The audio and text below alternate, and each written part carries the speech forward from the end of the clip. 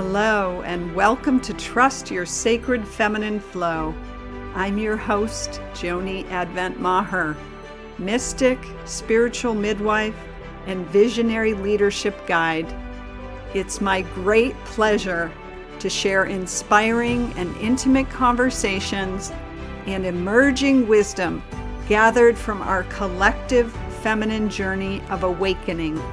My guests are revolutionary women at the cutting edge of both personal and global transformation.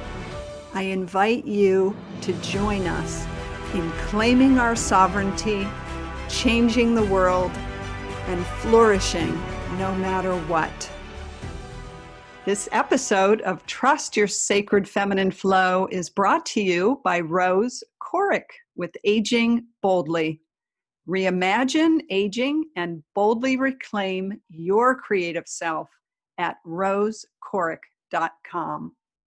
Welcome to the show. I'm so glad to have you joining us today, and I am delighted and honored to welcome back my friend and soul sister, Rose Corrick.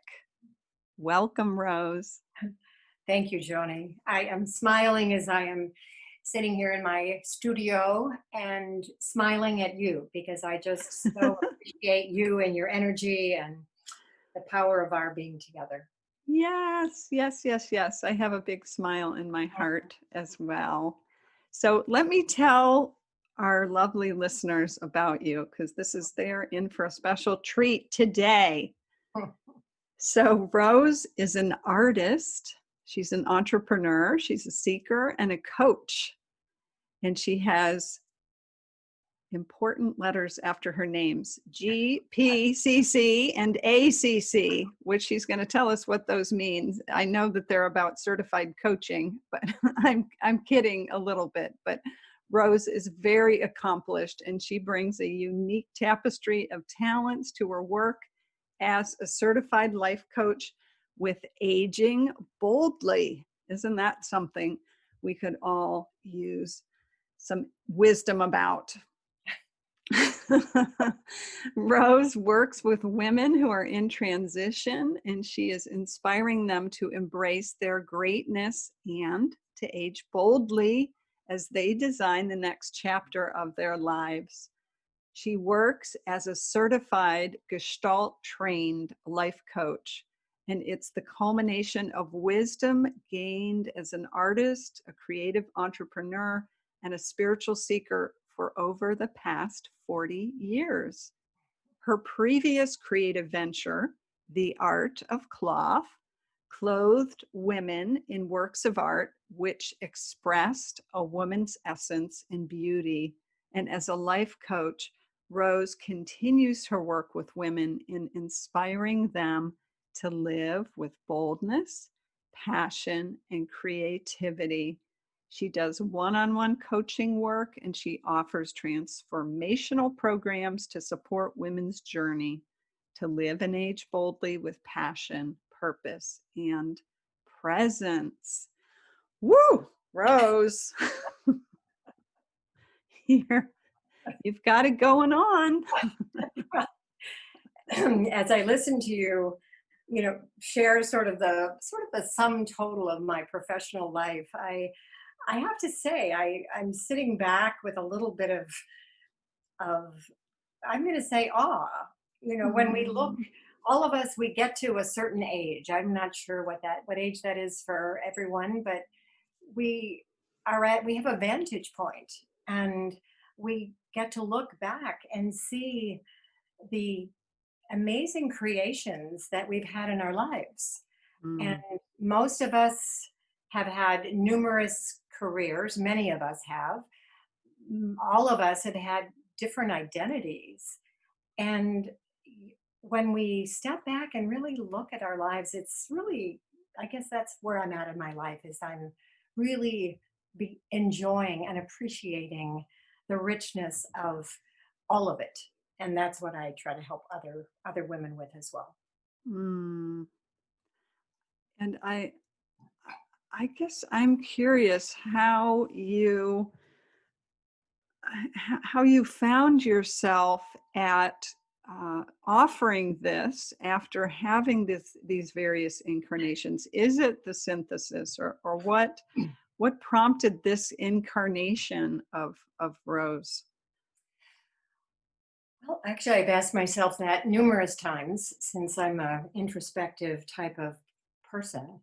And what I have seen as I've looked back over my life, this creative thread has always been really obvious.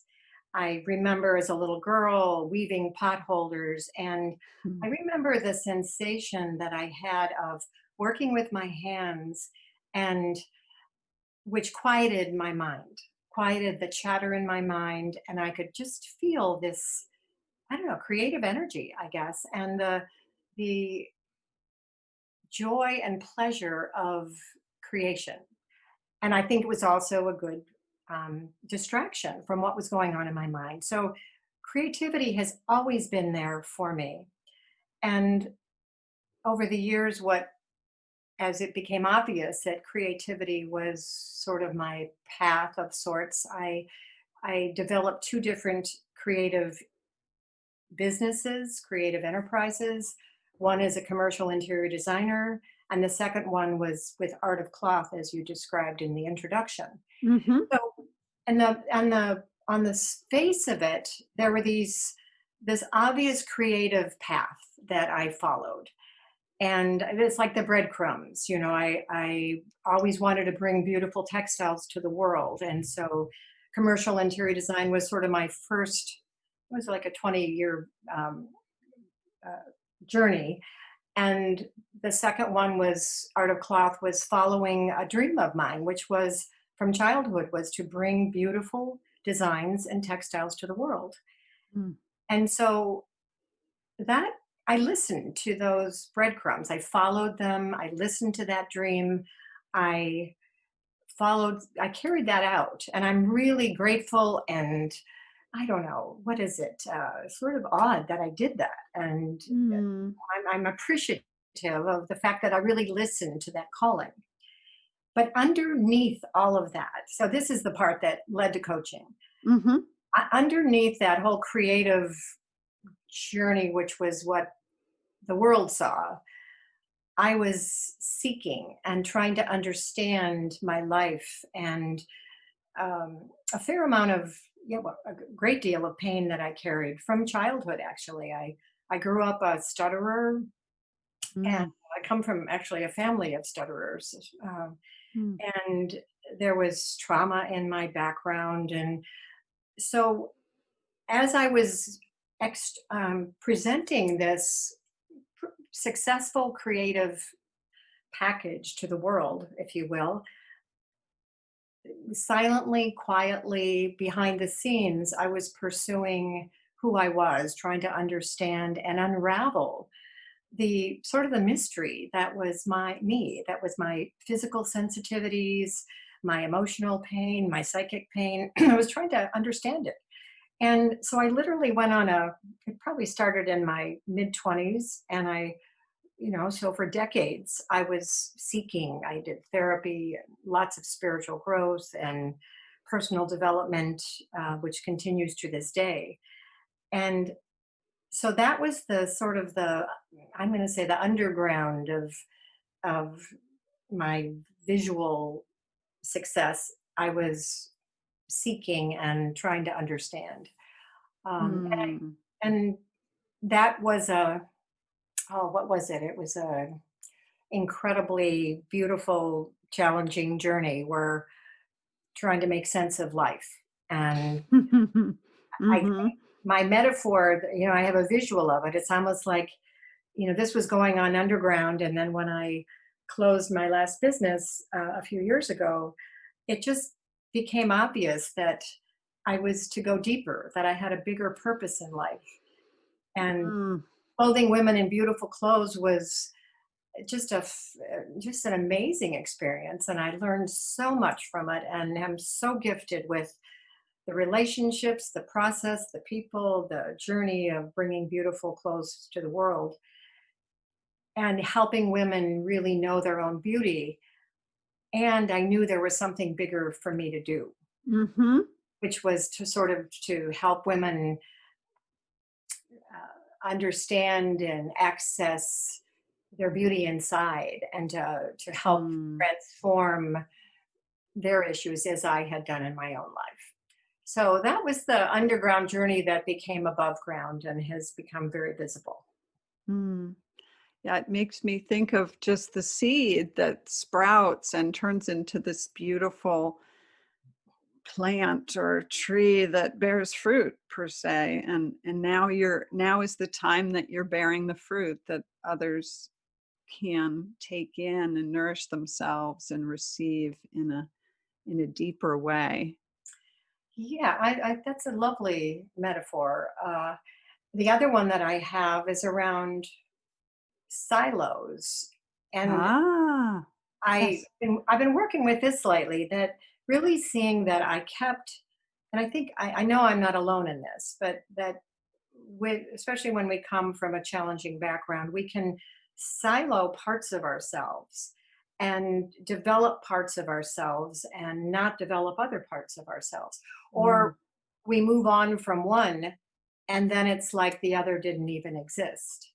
Mhm. For example, I grew up playing piano and I was actually quite accomplished. I could have had a scholarship to study music, and I chose to not do that. And I stopped playing music altogether. And I'm only just now beginning to access music again after many decades. And, for some reason, I mean, I compartmentalize these parts of myself. Mm. So with this time of our lives, I believe we have, and that's somewhere maybe over 50. It depends. It's different for every woman. I think when they start to feel this sort of longing to integrate and renew and find out what's next. But I think that for me, I'm really actively engaging to break down those walls of the silos and access all of my gifts and pull out what really makes sense and almost curate who I am today, because I can. Mhm. Mhm.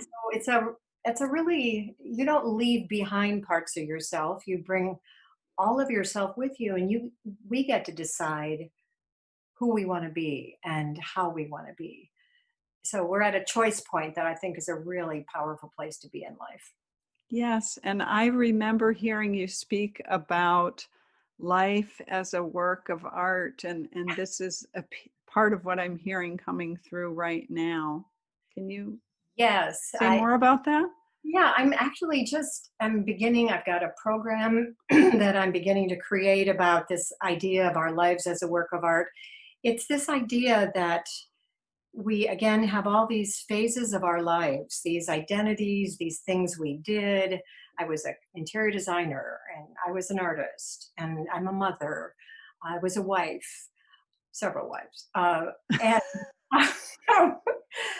but we have all these pieces, parts. I mean, they're identities, and when I start to step back and look at each identity, each part of my life, I've been asking myself, what are the gifts and the lessons that I learned from these parts of my life? Instead of focusing on the story, I'm looking at, what did I learn? How do my years as an interior designer, for example, impact me today? Or how did it impact my work at Art of Cloth? And my love of color, texture, pattern were so present in my work at Art of Cloth. And my appreciation of people's textures, colors, patterns, differences are so present for me as a coach. Mm. I think everything informs everything else.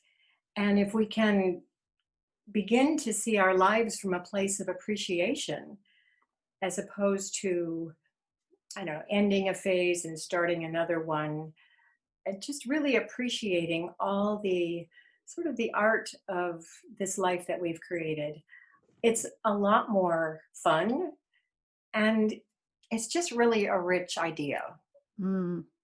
And it takes some of the, I'm going to say, pressure off in from my perspective, to think this is a work of art. It's not some I don't know, linear product. You know, my life is not sums and balances. It's a work of art. It just, for me, it makes it a looser, more alive, more vital, more, it just gives freedom, keeps coming to me, the word freedom. I like Uh, that. And also, even think of, I don't know if you know the work, the music of Bella Bartok, but when I was mhm, mhm. playing piano back in high school, I loved Bella Bartok and Prokofiev and these really wild sounding composers. And I think it matched the cacophony inside me. That's what I say now. But so that was art. And so it may sound dissonant and discordant and uh, wildly crazy, but it's still art. Yes. That music of that style is still art. So let's say parts of our lives that don't seem so pretty, or where we have a lot of pain, or that didn't seem very much like art. So imagine it as a really wild piece of art that's to be appreciated. I mean, it's an interesting perspective. I've really been enjoying it. Yes, and I think I have heard somewhere along the way that really what distinguishes a master artist from an amateur is not that they never make mistakes, as in there's never, messes in their work, but they know how to take that and work with it and weave it into the final outcome in a way that is masterful and beautiful and like That's isn't. very Yeah, that's very true. When I was dying in Art of Cloth, we'd say there were never any mistakes. I mean, we could always doctor up, paint over, dye over. I mean, everything was not just salvageable, but everything became beautiful in a different way. Yes, and I just do wanna give a shout out to the level of success that Art of Cloth had. I know I heard from a mutual friend of ours that Frankie from Grace and Frankie on Netflix has worn some of your clothes, and so that aspect of your work has really gone out into the world in a big way. It was so fun. We had Frankie wore eight, to my knowledge, maybe more. Actually, we've since found more, but Wow. at least eight pieces of art of cloth. And there was one episode. I wish I knew the season. I was in one of the earlier episodes where her back went out, and she's lying on her back throughout the whole episode, and she's wearing this art of cloth tunic, which own in my closet upstairs. And it was a really fun experience to kind of know that there were women around the world that were, I'm going to say the world, that appreciated what we were doing at our cloth and making these beautiful individual hand dyed pieces of art that expressed a woman's beauty. Mm, mm, mm. Yeah. And you had to stop doing that. Yes, it's interesting looking at this now, and I think, wow, that was really perfect timing, Soul. Thank you. Because of COVID-19, where would Art of Cloth be? It became clear that the apparel industry was changing. And while I was had a really avid following of women online, we were selling directly to customers. We changed from wholesaling to direct selling.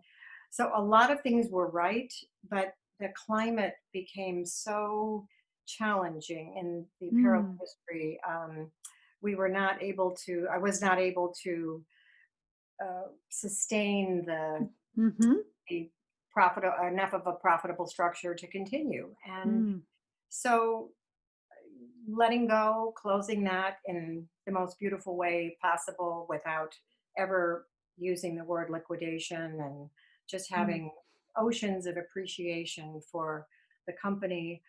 I closed it and with gratitude, and it was time. So it was mm. clear that uh, that was the thing for me to do. Yes, and the wisdom of, because I think so many times in our life, particularly when there's something that is beautiful or having great success, that there are those natural rhythms of life, and the blossoming, and then the decay, and the dying off, and so many of us try and ride the wave into eternity and don't see don't see the signs, don't see the, it's like, don't know how to pivot, don't know how to That's shift. So that's so true. And kudos. I love your references to nature, really, because I spend a lot of time in nature these days, and I witness this natural cycle of life and how nature knows about birthing and dying, and there's this gentleness to it all and surrender. Well, gentleness.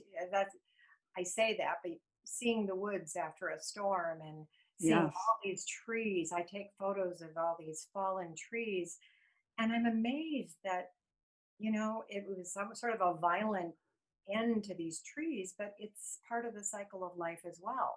Mm-hmm. So all these things which we rail against and think it shouldn't be, like what we're going through now with the virus.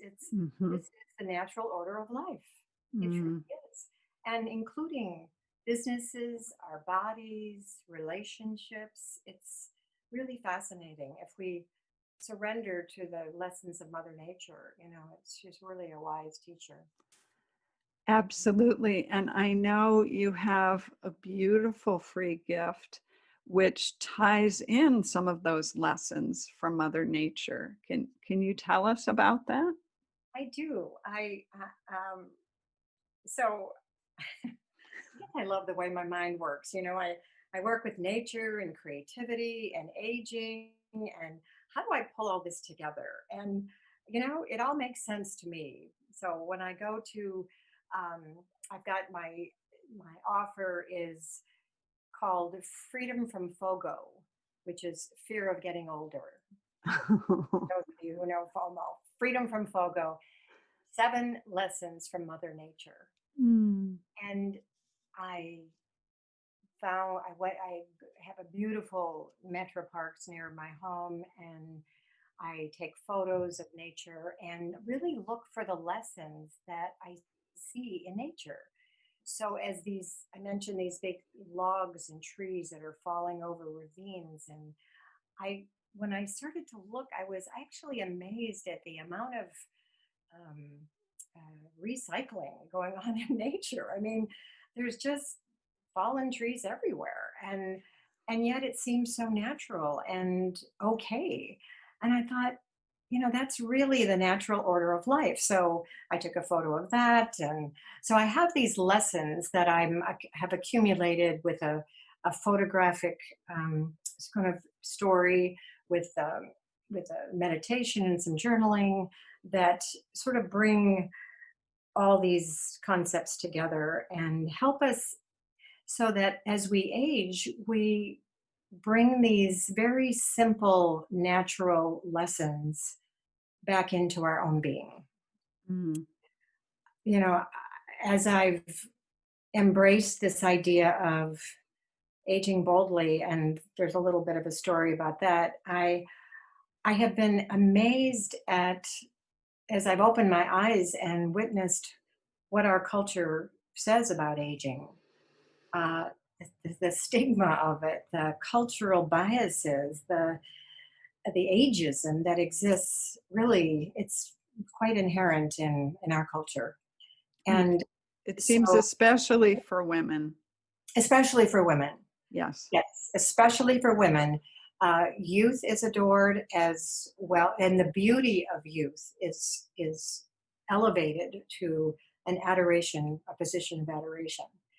And just I mean, when you think of the words anti-aging, Mm-hmm. I Mm-hmm. mean, it's almost there are anti-aging campaigns, Oh yes. product. Creams and Yes, product, and because it's all about anti-aging. And when you just even think about the words, Uh-huh. it's an assault, it's an insult, it's a desecration, and and it's just downright wrong. And we as women are sort of guilty of it as much as men. And Well, yeah, we've all been drinking the same Kool-Aid that is telling us.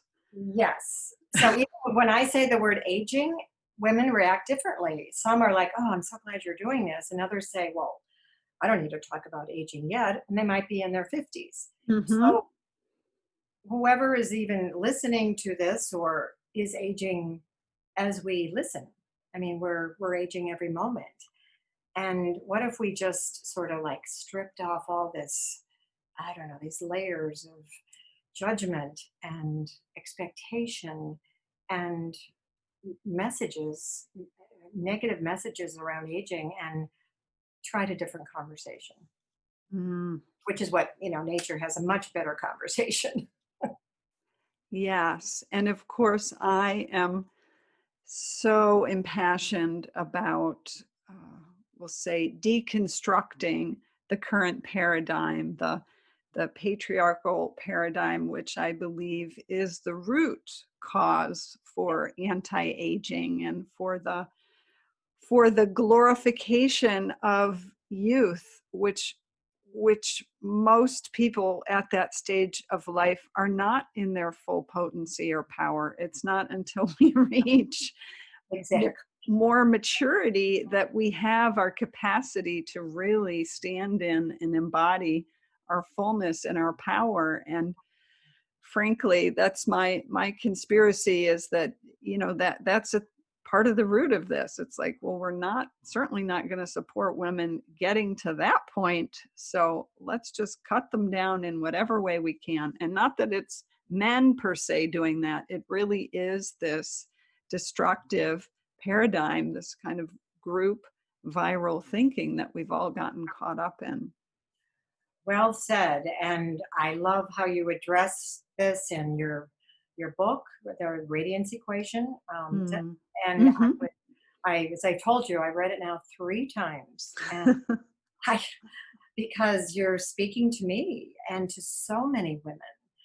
And Yes. I I look at some of the things that really resonated with me that you spoke to were about the self doubt and self judgment Mm. that we as women carry, and are always looking to others for confirmation that we're okay and that we're good enough. And this is such a common theme that I hear with my clients, and I have certainly been on this journey my entire life myself. And it's not until we can step back and witness the the poison of Mm. these negative thoughts. They're literally lies and poison. Yes.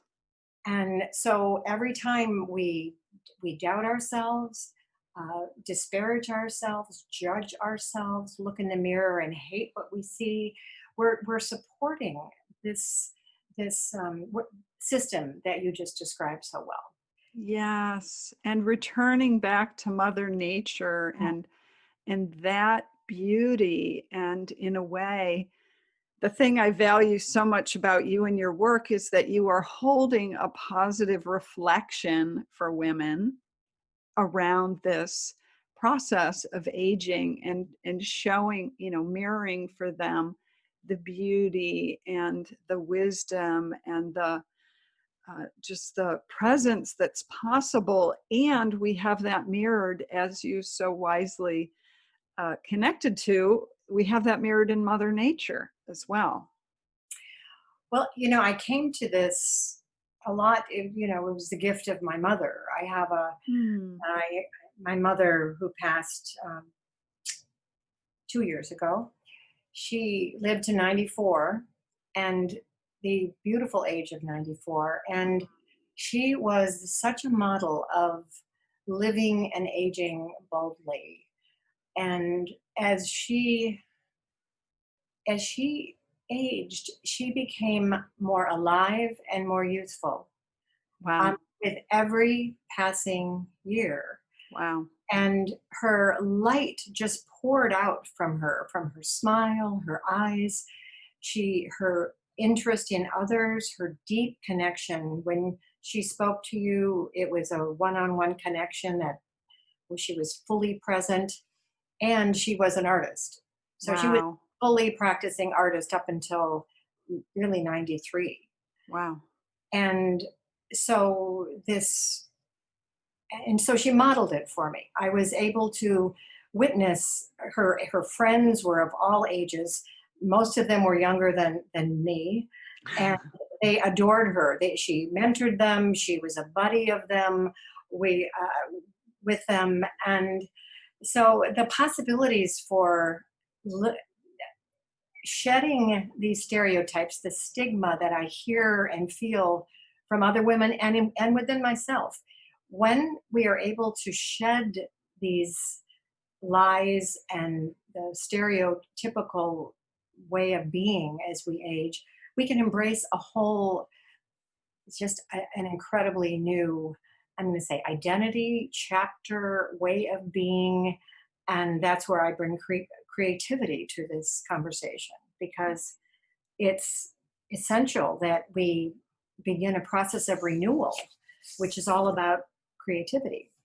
Yes. Yeah. Yes, I am so glad you shared that story about your mother. And what a gift to have that kind of a role model. And I see you carrying on that legacy Yeah. through your work. Wow. And it reminds me of a book I found so many years ago called You're Not Old Until You're 90, but It's Best to Be Prepared Anyway, by Rebecca Latimer, Oh, who, her story similar in some ways to your mom's. She started at 65. She started to write and learn to meditate after a whole other lifetime, and then she created a number of books and was narrating her book at 92. um, that is what's possible. And with it comes an energy.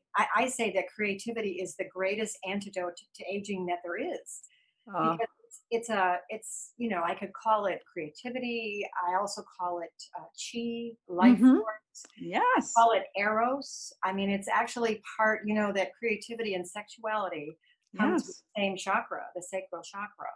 And so that eros life force, it's this, in creativity, it's this juiciness in life that once we get a taste of it and really um, carry it forth in our life, then others see it. It's contagious, and there's it's the way to go. So that's what it's I'm the teaching. yes, it's the elixir of life. I It's would true. It's say. true. Yeah. And so it's like the challenge is, how do you name all this stuff about aging? Because women don't even want to talk about it. There's a denial of it. And move, like, sort of name it all so that you can throw it out and begin to replace it with a new conversation. What are our unlived dreams? What are we still longing to do or be? You Hmm. know, how there's, I just, when I can access that place of longing and desire in myself, it's, I know that I'm ready for another creative venture. And so that's what we want to look for. Mm. Yes, and I know you have a community, a Facebook community, where I'm guessing you're exploring some of these threads. I do. It's called Aging Boldly. It's on Facebook, and you can search for it on Facebook. It's easy to find. And we have a vital, vibrant group of women from somewhere in the 40s on. And I've just begun to really start to bring in creativity to the conversation there. Because I think that, and our women are showing photos of work that they're doing, and creativity in all ways. So it's not just painting, or it's dancing, Mm-hmm. it's Mhm. drumming, it's gardening, it's doing a beautiful spreadsheet. I don't know. I mean, there's creativity in literally everything, and so it's a very dynamic group, and I'm excited about building it and growing it. Yay. So, dear listener, if you would like to be a part of that community or just kind of tune in to this new way of thinking that Rose is bringing forward, I strongly encourage you to check out her Facebook group, Aging Boldly. And also, I just want to affirm that the link to your free gift, Freedom from FOGO, 7 Lessons from Mother Nature, is in the show notes. So, dear listener, that is a free gift for you if you would like to access that. And you can learn all about Rose's work at her website, which is rosecorrick.com.